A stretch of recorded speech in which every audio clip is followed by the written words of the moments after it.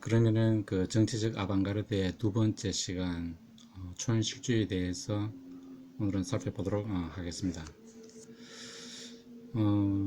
이 초현실주의는 다다이즘에 이어서 나온 그 정치적 아방가르드의 또 하나의 중요한 그 미술 운동이라고 볼 수가 있습니다.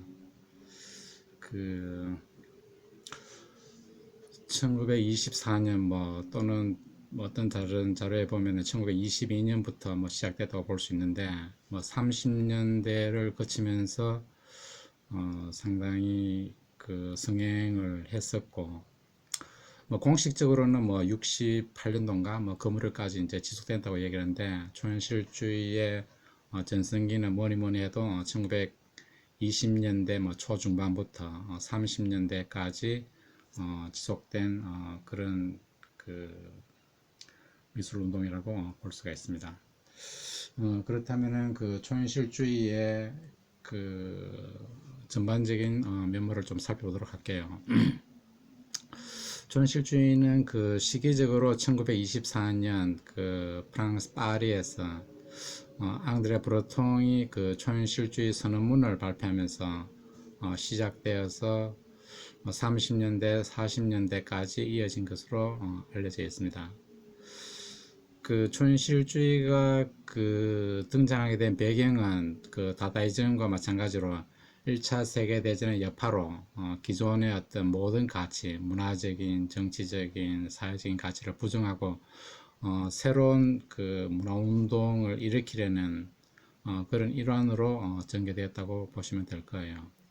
많은 부분에서 초현실주의는 다다이즘과 긴밀하게 얽혀져 있습니다. 실제로 이 많은 다다이스트들이 그 초현실 다다이즘이 이렇게 쇠퇴하고 나서 초현실주의로 이동해서 활동하고 있는 그런 경우가 굉장히 많았거든요. 그리고 그 이 초현실주의는 그 기본적으로 파리를 중심으로 전개되었지만 벨기에 등지로 확산되었고 추후 이제 국제적인 현상의 면모를 보이게 됩니다. 성격으로는 그 다다이즘과 마찬가지로 이제 이 다양한 탈매체 현상을 보여주고 있고 다양한 그 장르를 아우르는 그러한 그 기법을 선보이기도 하고 그 다다이즘의 영향으로 여러 가지 어떤 불합리한 유머를 작품 속에 다양한 방식으로 활용을 하고 있습니다. 이런 것들이 초현실주의의 중요한 특징으로 볼 수 있는데 그 철학적으로는 기본적으로 반모더니즘 분명하겠죠. 그리고 이제 반합리주의, 반이성주의 이런 그 모토 아래서 이제 미술운동을 혹은 예술운동을 펼쳐왔고 기본적으로 인간의 본성은 원래 비성적, 비합리적인 것이다 라는 그런 관점에서 출발을 하고 있어요. 이런 것은 그 프로이드의 정신분석학에 영향을 많이 받습니다. 이제 무의식과 잠재의식의 세계를 이제 중요하게 여기는 거죠. 이런 관점은 기본적으로 이제 그 1차 세계대전을 추동한 모더니즘, 이성주의, 합리주의, 이성에 대한 절대적인 수능주의에 대해서 거부하는 이제 그런 비수능주의적인 어떤 그런 관점에서 출발을 하게 됩니다. 이런 그 초현실주의의 중요한 인물로는 그 앙드레 브루통, 막스 에른스트, 살바도르 달리, 황미로, 앙드레 마송, 폴 엘리아르, 루이 아르공. 제일 뒤에 있는 두 사람은 주로 이제 시 작업을 했던 그 시인들이죠. 그 이런 그 초현실주의는 실제로는 그 흥미로운 것은 초현실주의 선언문이 세 번 그 발표가 돼요. 그 첫 번째는 이반 골, 지금 보시는 게 이제 이반 골이라는 그 작가가 1924년 10월 1일에 이제 그 초현실주의 선언을 하게 되는데 지금 두 번째 보이는 게 이제 앙드레 브루통이 한 2주 뒤에 1924년 10월 15일 날 앙드레 브루통이 2차 그 초현실주의 선언문을 발표하게 돼요. 그리고 앙드레 브루통은 그 초현실주의 선언문을 그 1929년에 한 번 더 이제 3차 선언문을 발표하기도 하죠.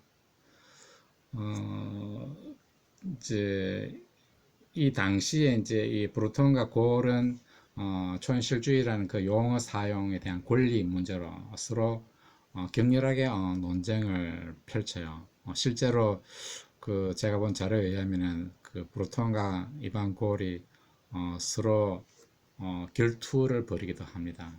치고받고 이제 격렬하게 이제 뭐 이 결투를 벌인 끝에 이 브루통이 보다 많은 지지자를 얻고 그 결과로 이제 이런 그 두 사람 사이의 어떤 논쟁에서 승리를 가져오게 되죠.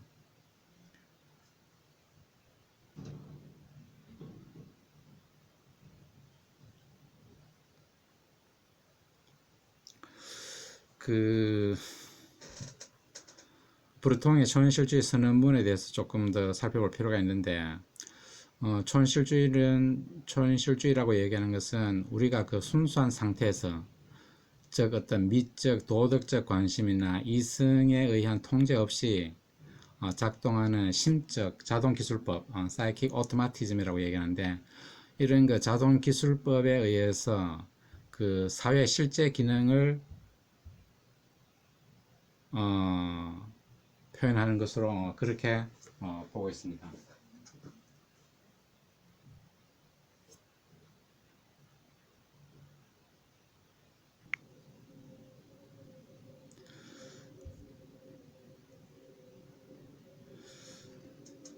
그래서 이제 이런 초현실주의의 자동기술법은 신화 예술뿐만 아니라 일상적 삶의 모든 영역에 적용될 수 있었고 실제로 적용을 하게 되는 거죠.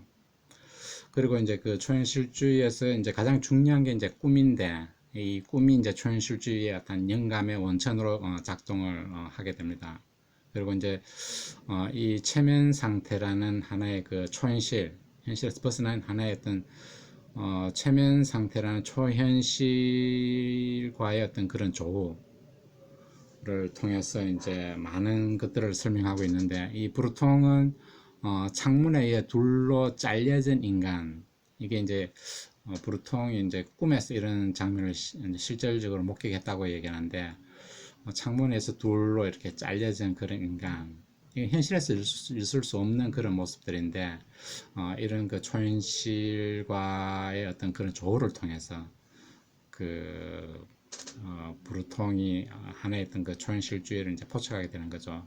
그러니까 이런 그 현실에서 벗어나 있는 어떤 그런 이미지 창조를 통해서 구체적으로 얘기하면 두 개의 멀리 떨어진 현실의 병치를 통해서 새로운 현실을 창조해내는 것 이것이 이제 초현실주의라고 그렇게 정의를 내리고 있어요. 그 브루통의 그 초현실주의는 그 앞서 그 얘기했듯이 1929년도에 한 번 더 이제 선언문을 발표하게 되는데 요런 것은 이제 초현실주의가 이제 시대가 변함에 따라서 시간이 변함에 따라서 조금 이제 자기 변신을 한 것으로 그렇게 보시면 될 거예요. 그 경험적 세계를 절대시하는 리얼리즘의 한계를 강조를 하게 되고 꿈과 현실이라는 외면상 모순된 두 상태가 용해되게 되는 하나의 어떤 절대적인 리얼리티인 초현실성에 그 주목을 하게 됩니다. 계속 이제 이런 부분들은 그 브루통의 어떤 그 보다 정교한 이론에 의해서 구체적으로 설명이 되고 있으니까 그 부분에 대해서 좀 더 구체적으로 살펴볼 거예요. 현실에서는 함께 공존할 수 없는 이질적인 세계들이 포괄되는 하나의 절대적인 현실에 대한 인식을 드러내게 됩니다. 뭐 간단하게 이야기하면은 현실과 초현실 이 양자는 서로 그 분리 되, 어, 그 이 촌실주의자들은 현실에서 함께 공존할 수 없는 이질적인 세계들을 포괄하는 절대적인 현실에 대한 그 인식을 드러낸다고 얘기했죠. 특히 이제 그 브루통의 그 3차 촌실주의 선언문에서는 이 도덕적 능력을 강조를 해요.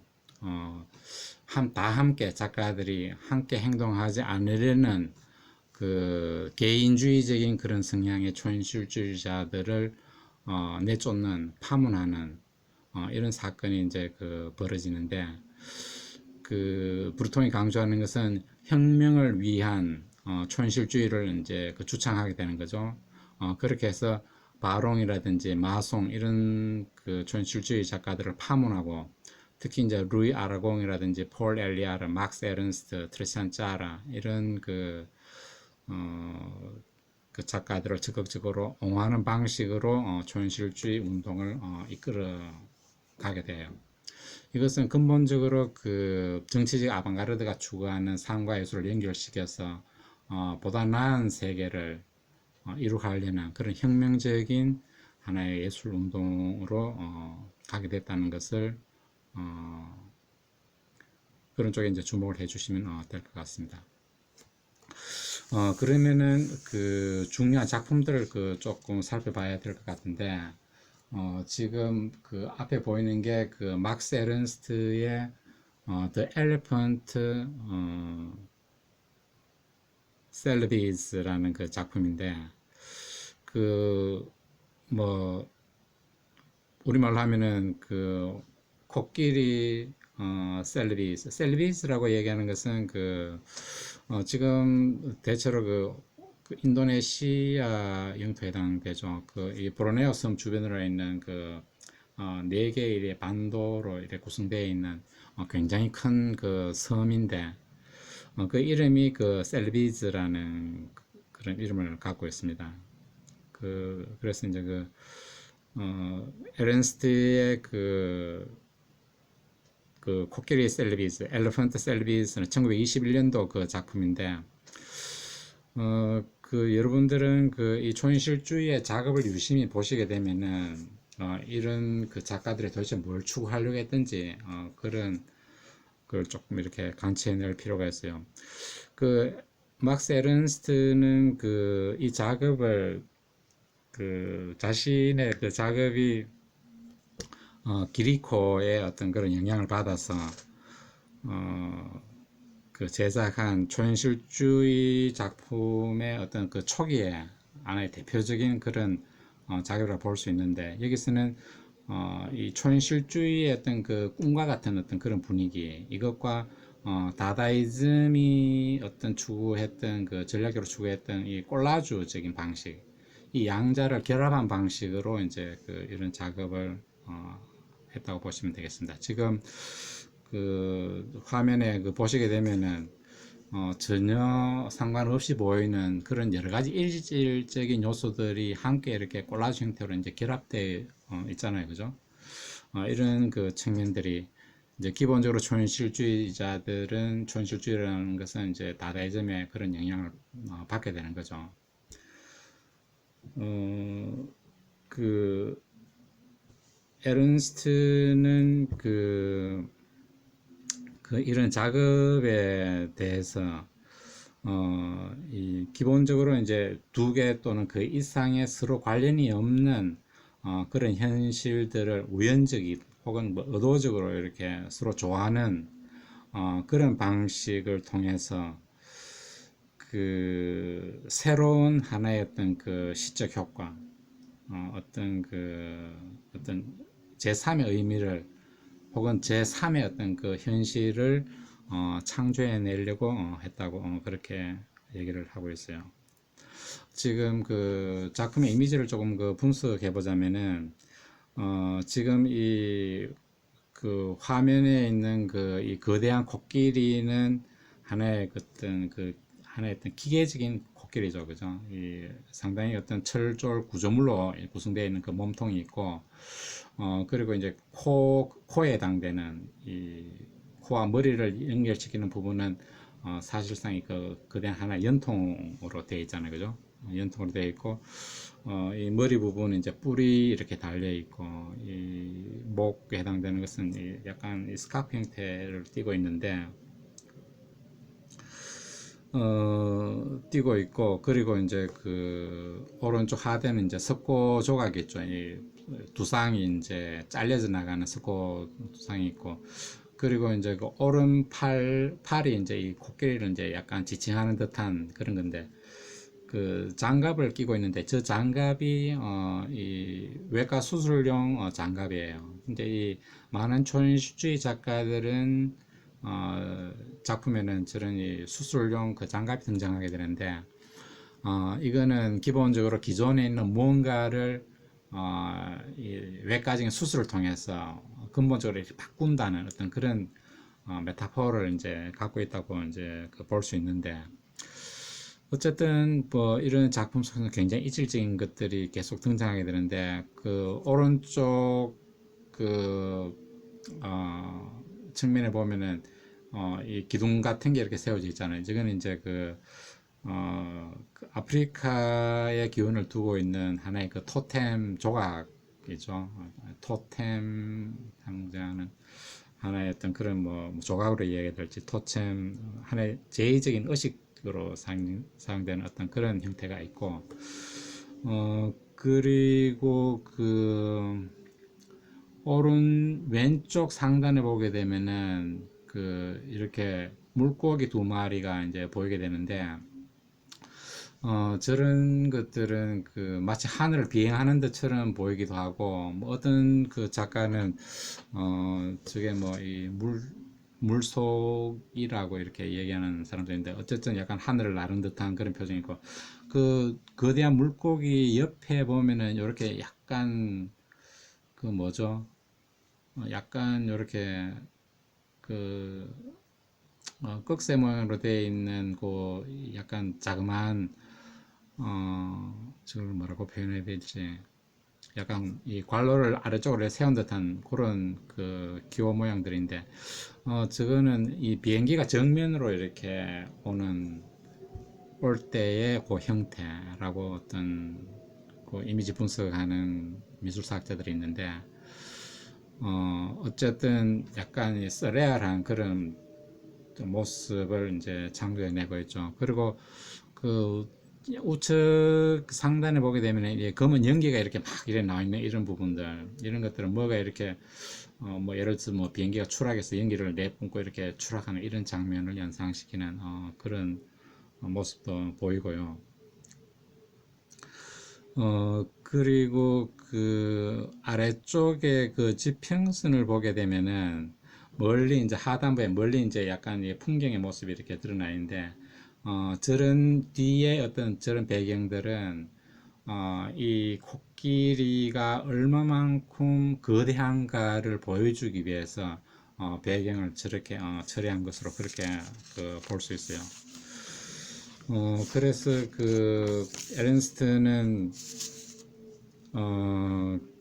이런 그 작업을 통해서 뭐 여러 가지 것들을 얘기를 하고 싶어 했겠지만, 그 자기 자신이 이 작업을 통해서 뭐라고 얘기하는가 하면은, 1914년 8월 1일에 막스 에른스트는 죽었다. 그리고 그는 그 1918년 11월 1일 자기의 시대의 어떤 그런 신화를 발견하기를 열망하는 하나의 젊은 이로 부활했다.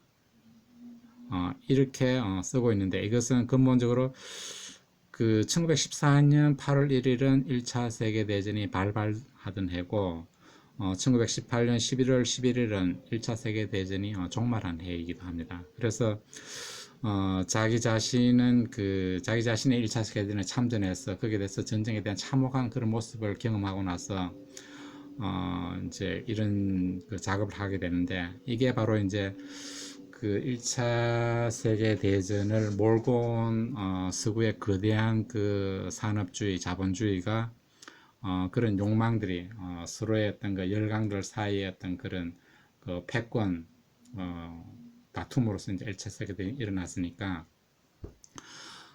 이 거대한 코끼리는 바로 이제 그런 걸 상징할 수 있겠죠. 뭐 서구의 어떤 산업 문명이라고 얘기할 수도 있겠고, 서구의 어떤 제국주의 국가를 상징할 수도 있겠고, 이런 그 하나의 어떤 몬스터를 상징하는 것으로 볼 수 있겠죠. 이런 것들을 이제 그 상당히 유머러스한 어떤 그런 방식으로 이제 이것을 그 작업으로 이제 만들어내게 되는 거죠. 그리고 뭐 작품 제목에 드러나 있는 그 엘레펀트 셀비즈라고 얘기하는 것은 하나의 어떤 파괴의 어떤 그 신화를 대표하는 것으로 그렇게 흔히 그 해석이 되고 있습니다. 그 이외에도 그 이 작품에 대한 설명들은 굉장히 많은데,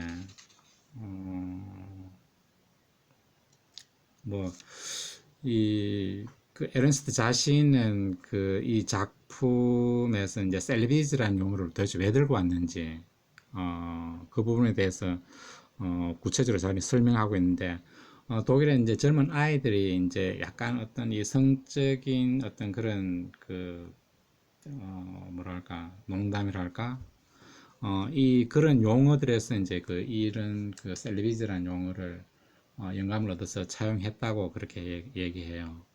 그래서 뭐 이 셀리비즈에 있는 코끼리는 어떻고, 뭐 이 수마트라에 있는 코끼리는 어떻고, 그리고 인디아에 있는 코끼리는 어떻고, 이 굉장히 외설적인 내용에서 직접 소개하기는 조금 그런데, 이런 것들은 그 기존 이 코끼리는 거대한 어떤 구조물을 상징하니까 서구의 열강들을 이렇게 그 볼 수 있는데, 그러니까 인도네시아라든지 인디아라든지 이런 것들은 서구 열강이 이제 그러한 많은 아프리카나 아시아 국가를 침탈해서 완전히 그 토착 문명을 완전히 파괴시킨 그런 것들을 그 상징해주고 있는데, 어떤 이 성적인 것과 연결되어 있는 것은 서구인의 욕망을 얘기를 해요. 그래서 이제 외설적이라기보다는 그런 이제 하나의 어떤 서구인의 어떤 욕망이 어떻게 이제 이 많은 것들을 이제 이 파괴시켜버리는 이제 많은 가치들을 이제 무너뜨려 버리게 되는지, 이런 것 그런 그 이 배경을 해서 이제 이런 작업을 만들어냈던 거죠. 이 작품은 그 에른스트가 작업을 하고 나서 초현실주의 시인인 엘리아르한테 이제 넘겨주고, 엘리아르는 이 작품을 오랫동안 가지고 있다가 그 영국의 미술가인 롤란트 펜로즈한테 이제 넘기게 되는데, 이 펜로즈가 이 테이트 갤러리에 이제 기증함으로써 지금 테이트 갤러리에 소장되어 있는 그런 작품들입니다. 굉장히 중요한 작품이고 널리 이제 그 회자되는 그런 작품이죠. 그리고 그 막스 에른스트는 이 촌실주의의 어떤 대표적인 작가라고 볼 수 있어요. 이런 작가를 유심히 보시면은 그 촌실주의 작업이 그 어떤 하트를 갖고 작업했는지를 알 수 있는데, 그 1923년도에 에른스트는 피에타라는 작업, 피에타 or Revolution by Night. 피에타는 그 여러분 아시다시피 그 성모 마리아가 그 십자가에 못 박혀 죽은 죽은 예수를 이제 안고 있는 그 장면, 특히 이제 미켈란젤로의 그 피에타 조각상이 굉장히 유명한데, 그걸 이제 모티브로 해서 이제 그 막스 에른스트가 이런 작업을 했는데, 지금 이제 성모 마리아처럼 이렇게 이제 한 인물을 안고 있는 성모 마리아가 안고 있는데, 성모 마리아에 해당되는 분이 이 막스 에른스트의 아버지예요. 아버지고 이게 죽은 예수 모습을 하고 있는 안겨져 있는 저 인물이 막스 에른스트 자기 자신입니다. 자기 자신은 이제 1차 세계대전 때 죽었다고 보니까 이제 1차 세계 끝나고 나서 자기 이제 부활했다고 이렇게 보고 있으니까, 그래서 이제 에른스트는 이 작업을 통해서 이 꿈과 현실의 어떤 모순된 그 조건들이 하나의 절대적인 현실, 초현실 속에서 이제 용해하는 그런 방식으로 이제 이런 작업을 추구했다고 보는데, 초현실주의는 기본적으로 이제 비합리적인 이미지를 활용을 해서 인간의 어떤 그런 전신작용을 드러내는 거잖아요, 그죠? 그래서 막스 에른스트는 이 피에타를 이제 이 밤의 혁명이라는 그런 하나의 어떤 제목을 통해서 이제 작업을 하게 되는데, 그 성모 마리아는 자기 아버지, 자기 자신은 이 지지스 크레 예수의 어떤 십자가 못 박혀서 죽었던 시신을 이제 자기 자신의 이미지를 그런 식으로 이제 활용을 했던 그런 작업이죠. 근데 자기 아버지는 실질적으로 굉장한 독실한 가톨릭 신자였고, 이제 자기 아버지는 이런 독실한 가톨릭 신자에서 이런 이미지를 보고 굉장히 자기 아들의 작업을 나무랐다 그래요. 어디에 감히 성스러운 그런 이미지를 이렇게 세속적인 그런 인간이 이런 식으로 그려낼 수가 있느냐 해서 굉장히 나무랐다고 얘기하는데, 실질적으로 에른스트는 자기 어떤 이 촌실주의적인 그런 작업을 통해서 이제 자기 아버지랑 굉장히 이 불편한 관계를 유지했다 그래요. 그래서 아마도 이런 작업이 나오지 않았나라고 이렇게 보고 있는데, 이제 이런 작업에서는 얼굴 표정을 보게 되면은 굉장히 멍한 표정이잖아요, 그죠? 안고 있는 성모 마리아에 해당되는 자기 아버지도 그렇고, 자기 자신, 이제 예수를 분장한 자기 자신의 모습도 뭔가 멍한 표정. 이게 이제 약간 잠자는 듯한 그런, 약간 꿈속에서 깨어나지 못한 여러 가지 어떤 그런 이제 약간 몽환적인 그런 분위기로 이제 이미지가 그려져 있죠. 이런 이제 꿈의 어떤 그런 세계를 통해서 이제 이 절대적인 현실, 정말로 어떤 이 궁극적인 우리의 현실을 드러내고자 했던 겁니다. 그리고 벽면의 뒤쪽에 보게 되면은 한 인물이 약간 이렇게 계단을 오르는 듯한 그런 이 벽면에서 나와서 계단을 오르는 듯한 그런 모습을 하고 있는데, 머리에는 약간 붕대가 쳐져 있죠. 머리에는 이제 붕대가 약간 이렇게 걸쳐져 있는 이런 걸 봐서 저 인물은 아마도 1차 세계대전에 참전했던 이 프로이드 아니면 아폴리네르 그 두 사람 중에 한 사람이지 않을까, 그렇게 일반적으로 추측을 하고 있습니다. 이 초현실주의의 하나의 어떤 철학적인 하나의 영감을 불러일으키는 프로이드나, 안 그러면은 이 초현실주의라는 말을 처음에 관해내는 시인인 아폴리에르가 아닐까, 그렇게 지금 도성 해석들은 보고 있어요. 그래서 이제 이런 작업들은 앞선 작업들하고 밀접하게 연관되어 있는 그런 면모를 볼 수 있죠, 그죠? 어떤 피에타 이런 걸 통해서, 혹은 이 거대한 코카리 형상을 통해서 1차 세계대전에 대한 여러 가지 어떤 회의와 어떤 다른 어떤 세계에 대한 그런 열망, 이상적인 세계에 대한 열망, 이런 것들을 읽어낼 수 있으면 좋겠습니다.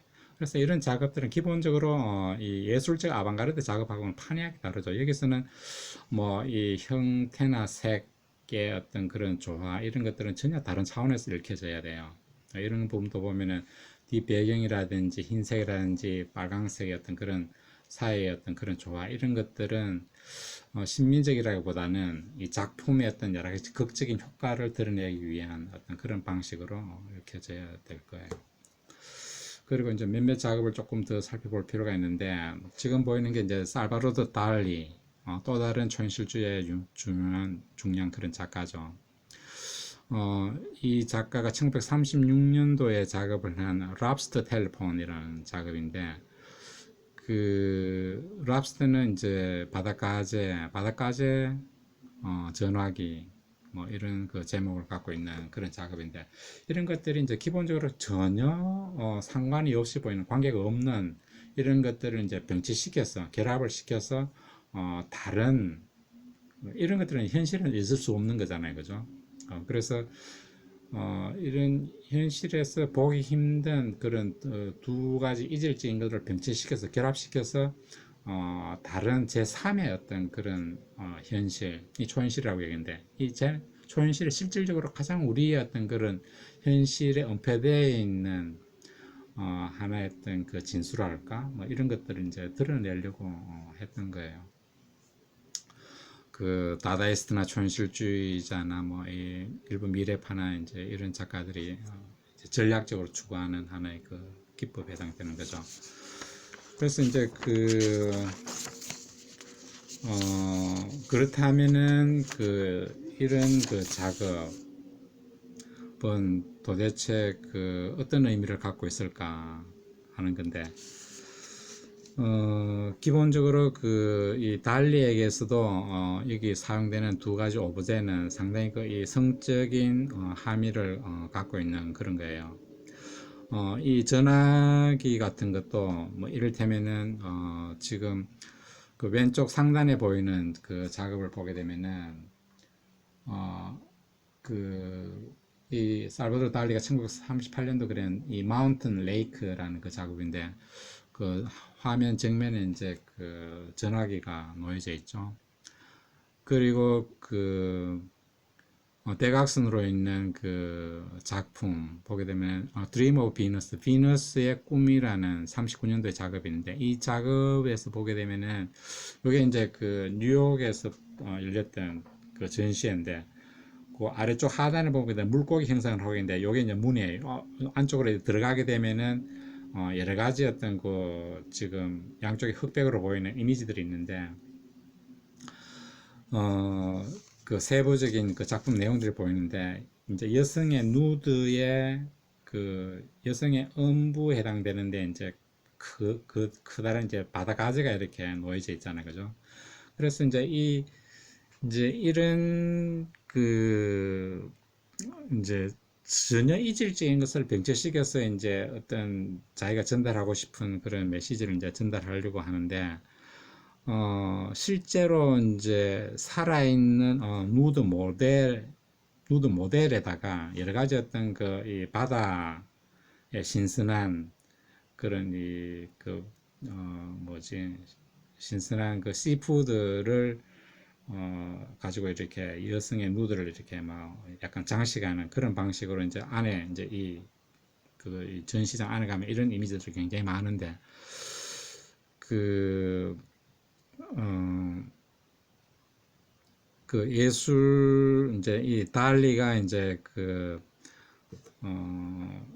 이제 이 바닷가재는 이 여성의 이제 그 성기를 상징하는 그런 방식으로 이제 활용을 하고 있고, 이제 그걸 통해서 이제 서구인의 어떤 그런 욕망이랄까, 근대 산업 자본주의가 추구하는 여러 가지 어떤 목량, 이런 것들을 드러내려고 했다고 볼 수가 있죠. 그래서 이제 앞에 보이는 이런 이미지를 보게 되면은 이 바닷가재의 성기가 이 꼬리 부분에 있다 그래요. 그래서 이 꼬리 부분에, 그러니까 오른쪽 하단의 꼬리 부분을 보게 되면은 그게 이제 이 전화기의 수화기에 이제 우리 입에 닿는 부분이잖아요, 그죠? 그래서 이 전화 수화기는 이제 이 남성의 입을 상징하겠죠. 그렇게 해서 이런 것들이 이제 이런 서로 이질적인 것을 병치를 통해서 하나의 어떤 섹슈얼한 그런 섹슈얼한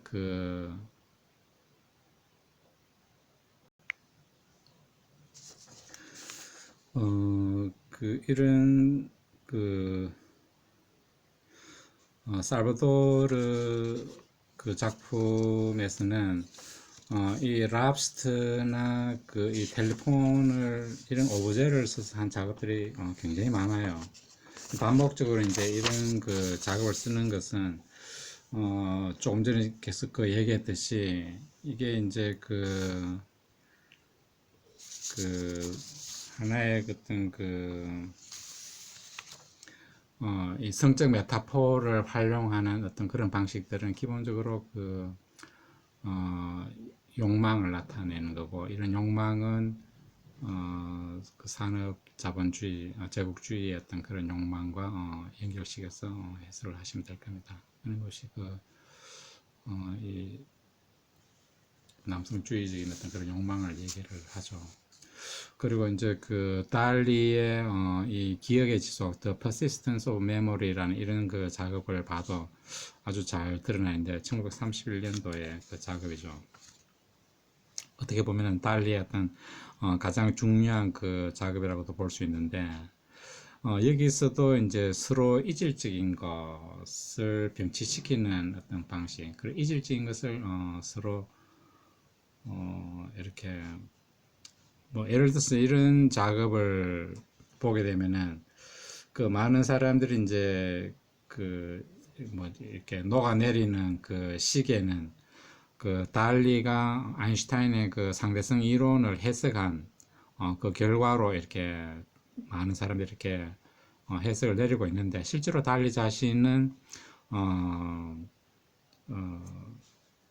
자기 자신은 그 햇볕에 이렇게 녹아내리는 그 치즈에서 이제 그 영감을 받았다라고 이렇게 그 얘기를 하고 있어요.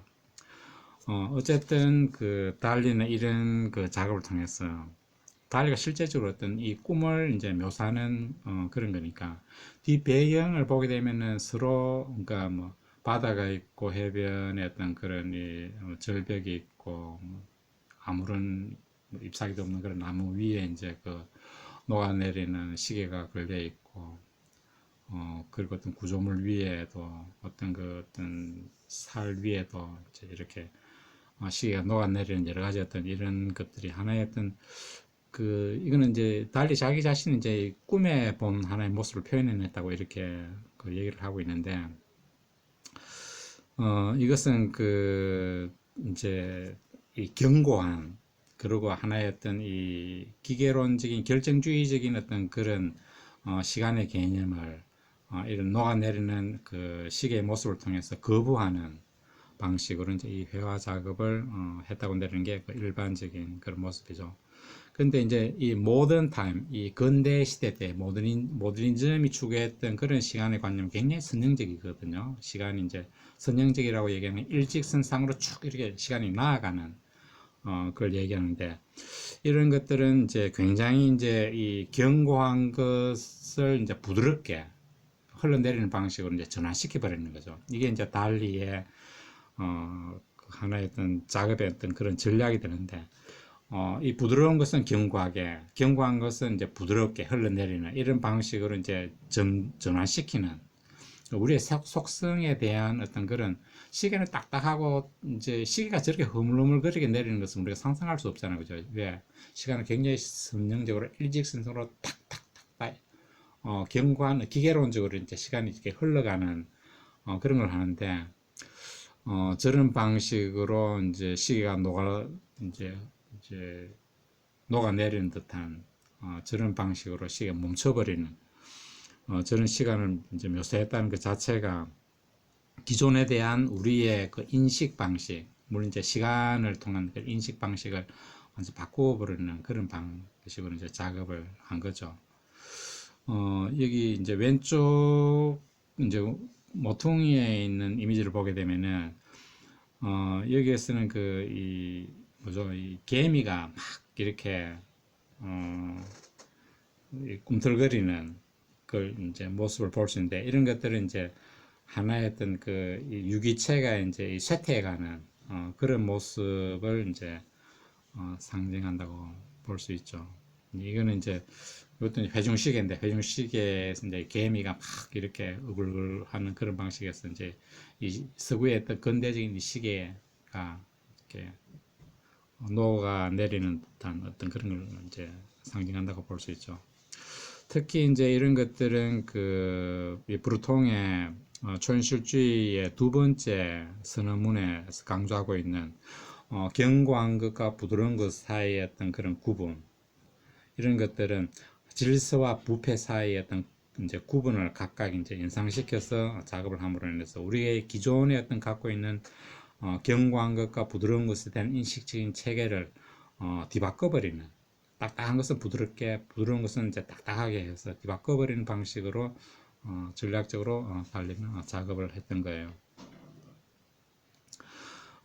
이런 그 작업 속에서는 달리 자기 자신의 어떤 그런 삶의 모습하고도 연관을 시켜서 좀 의미심장한 그런 그 함의를 깔고 있다고 이제 얘기를 하고 있는데, 여기서 이제 시간은 자기 자신의 어떤 그 하나의 어떤 인간은 죽지 않으면 안 되는 운명이라고 얘기하는 모텔리티를 상징을 하고 있다고 보고, 이제 뒷 배경에 보이는 그 절벽은 달리 자신이 어떤 그런 고향인 그 카탈로니아의 그 이미지를 연상시키는 방식으로 해서 인간은 결국은 죽을 운명이다. 자기 자신도 이제 죽을 운명이다.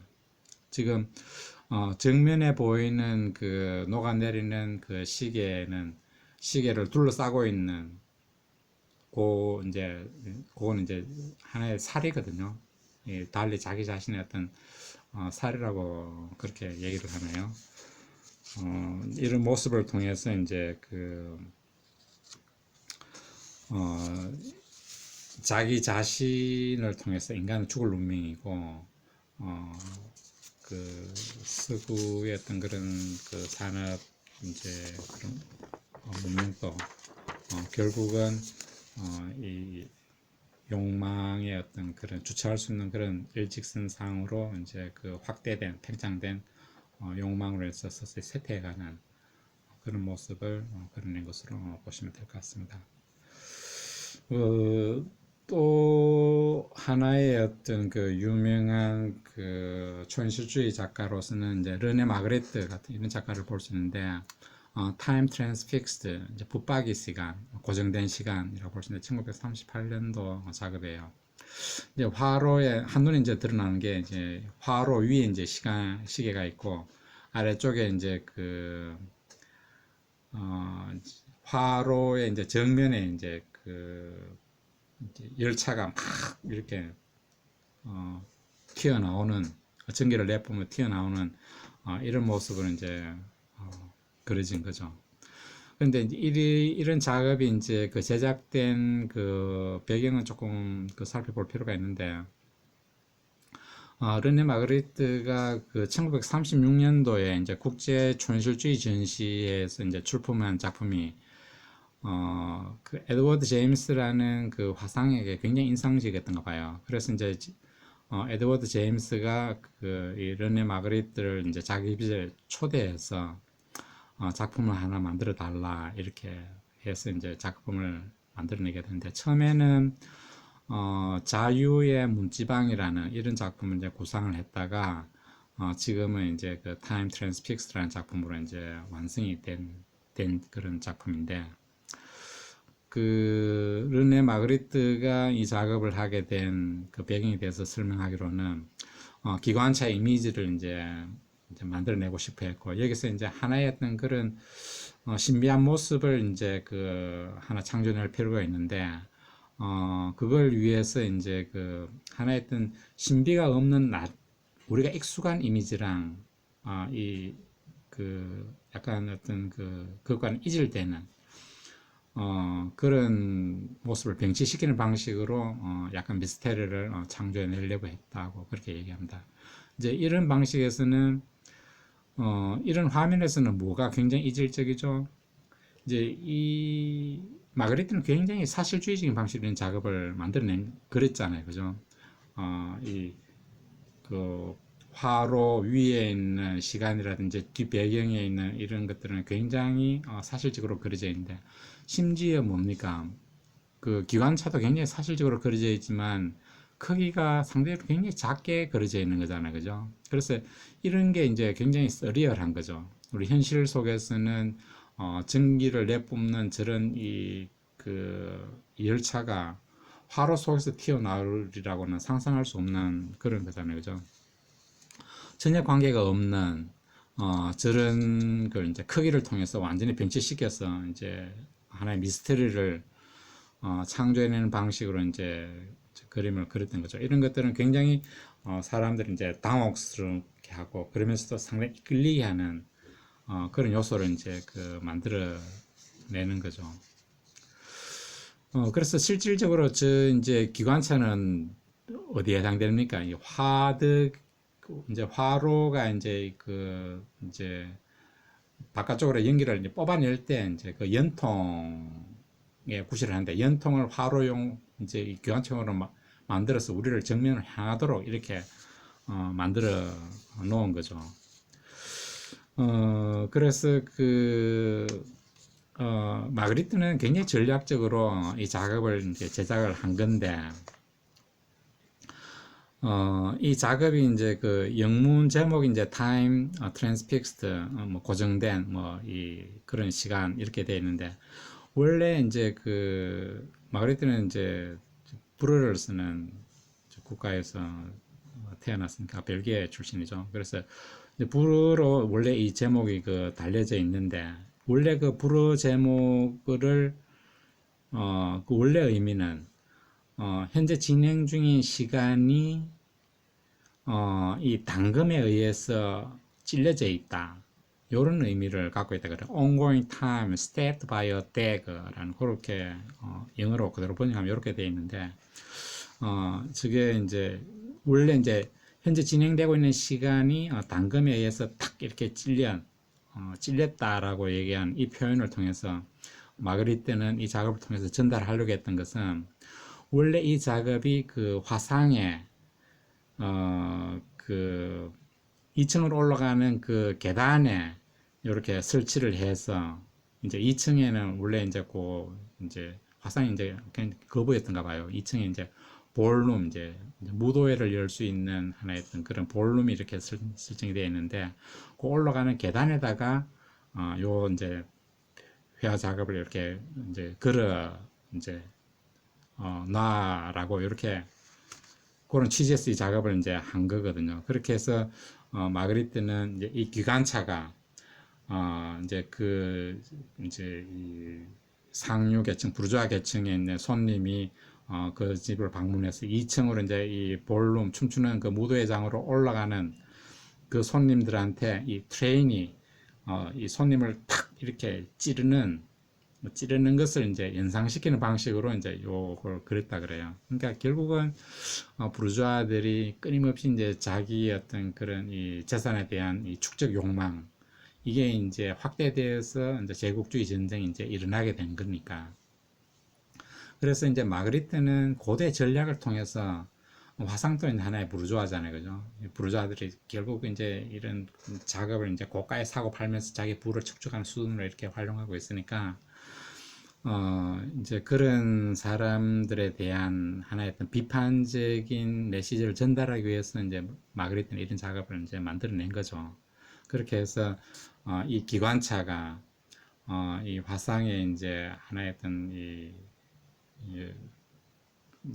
이제 돈 많은 엘리트 계층이 이제 여기 춤추러 오는 그 손님들한테 2층 올라가는 계단에 입구에다가 요걸 설치해서 이 기관차가 그 사람들을 팍 이렇게 처박게끔 이렇게 그런 구도로 만들어졌는데 실제로는 이 화상의 에드워드 제임스는 이 작업을 이제 뭡니까 계단 그러니까 이 하부에 요 작업을 설치를 하지 않고 1층에 있는 거실에 이제 화로 위에다가 이걸 그냥 설치해 놨다 그래. 이것도 이제 그 작가의 작업의 의도를 제대로 읽어내지 못한 그런 방식으로 이제 작업을 한 것으로 보이죠.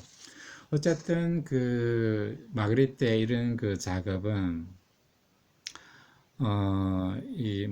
멈춰진 시간 혹은 고정된 시간 이런 걸 통해서 이제 서구 산업 문명 혹은 자본주의 문화가 어떻게 이제 1차 세계대전을 통해서 이제 파고로 치닫게 되는지 그런 것들을 유심히 보여주는 그런 작업이라고 볼 수 있겠네요. 이제 1938년은 뭡니까? 1939년이 되게 되면은 이런 것들이 결국 욕망들이 제어되지 못하고 2차 세계대전이 발발을 하게 되잖아요. 그죠? 이런 의미에서 보면 초현실주의자들은 정말 초현실이 아니라 현실의 하나의 어떤 정말 현실을 넘어선 초현실.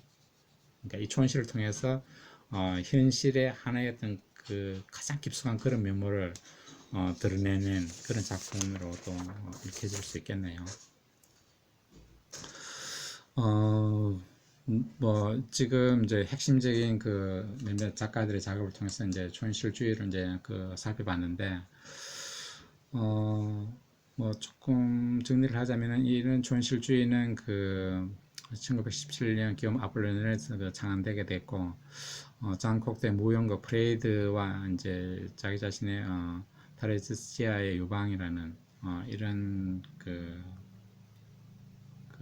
서로 이질적인 요소들을 병치해서 이제 창출해낸 예술적인 진리는 리얼리즘을 초월한 진실, 즉 일종의 초현실주의를 창안해내게 된다. 이게 이제 아폴리엔 리네르가 이제 이 초현실주의라는 용어를 창안하게 된 하나의 그 배경이거든요. 그래서 이제 앙드레 브루통이 이제 요거에 영감을 받아서 이제 초현실주의를 하나의 어떤 예술 운동으로 이제 그 창안을 하게 된 거죠.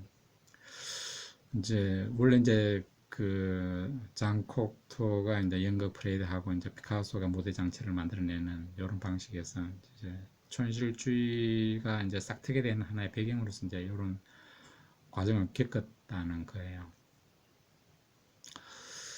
그 촌실주의라고 얘기하는 것은 조금 정리를 하자면은 보통은 1924년도 초현실주의선이 꾸준히 서로 다른 두 개의 어떤 극의 모순을 넘어 만나는 지점에 대해서 반복적으로 언급하고 있는데 연통관의 모델을 통해서 이게 굉장히 구체적으로 그 설명을 하고 있어요. 이 연통관은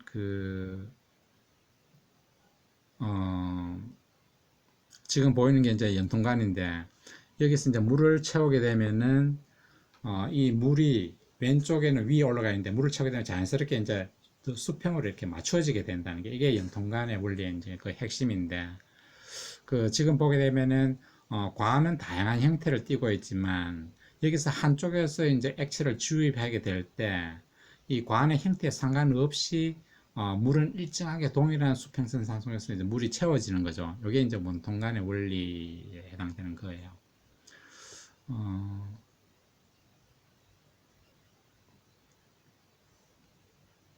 지금 이게 인터넷 연결이 잘 되고 있지는 않은데